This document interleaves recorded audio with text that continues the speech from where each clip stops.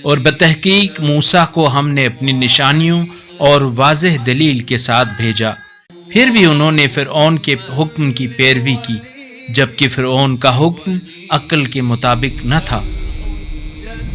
قیامت کے دن وہ اپنی قوم کے آگے ہوگا اور انہیں جہنم تک پہنچا دے گا۔ کتنی بری جگہ ہے جہاں یہ وارد کیے جائیں گے، اور اس دنیا میں بھی لعنت ان کے تعاقب میں ہے، اور قیامت کے دن بھی کتنا برا صلہ ہے یہ جو کسی کے حصے میں آئے۔ یہ ہیں ان بستیوں کے حالات جو ہم آپ کو سنا رہے ہیں، ان میں سے بعض کھڑی ہیں اور بعض کی جڑیں کٹ چکی ہیں، اور ہم نے ان پر ظلم نہیں کیا بلکہ انہوں نے اپنے آپ پر ظلم کیا۔